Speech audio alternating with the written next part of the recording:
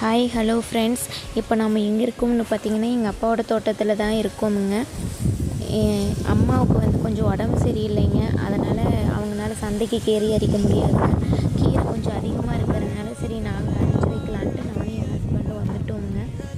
இங்கே பீட்ரூட் செங்கீரை அரிக்கலான்ட்டு வந்தோமுங்க. அதுவும் சிறுகீரையும் அதிகமாக இருக்குங்க. அதனால் கீரை அரிச்சிட்ருக்கோமுங்க. இந்த பீட்ரூட் செங்கீரை வந்ததுனால நார்மல் செங்கீரை விற்கிறது இல்லைங்க. இருந்தாலும் கஸ்டமர் எது கேட்குறாங்களோ அதை தானே நம்மளும் கொடுக்கணும். அதுக்காக சரி இருக்கிற கீரையை அரிச்சிட்டு போகலாம்ட்டு வந்தோமுங்க. அப்படியே கொஞ்சம் இடையில டீ டைம் கொஞ்சம் டீ பிரேக் எடுத்துட்டோமுங்க. அம்மா டீ வச்சு கொடுத்துருந்தாங்க.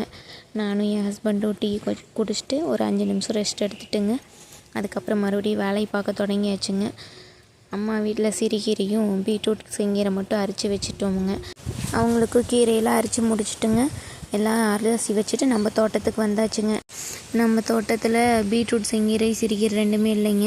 அதுக்கு பதிலாக நம்மக்கிட்ட செங்கீரை இருக்குங்க. நார்மல் செங்கீரை இளங்கீரையாக இருக்கும்போதே அரிச்சிடணுமுங்க. அதனால் அதுவும் கொஞ்சம் தேவையான அளவுக்கு அரிச்சிட்டோமுங்க. கொஞ்சம் களைச்சி எடுத்துகிட்டா இன்னொரு டைம் களைக்கலாமுங்க. செங்கீரையை பொறுத்த வரைக்கும் 2 டைம் 3 டைம் களைக்கலாமுங்க. அதுக்கப்புறம் அதையும் களைச்சி எடுத்துட்டுங்க. எல்லாமே ஒரு துணியில் கட்டிட்டு கொண்டு போய் அலாசறக்கு 2 பேர் மூட்டை பிடிச்சிட்டு போனோமுங்க. போய் என் ஹஸ்பண்ட் வேர் வெட்டினாருங்க. அவர் வேர் வெட்ட நான் சுத்தமான தண்ணியில் அலாசணுமுங்க. இப்போது செங்கீரை வேலை முடிஞ்சதுங்க. அடுத்தது வல்லாரைங்க. வல்லாரை என் ஹஸ்பண்ட் அறுத்து கொடுக்க நான் கட்டி கொடுத்தோமுங்க. அந்த கீரை சுத்தமான தண்ணியில் அலாசியாச்சுங்க. அடுத்தது சந்தைக்கு சாக்கு பையில் எல்லா கீரையும் ஒவ்வொன்றா அடுக்கியாச்சுங்க.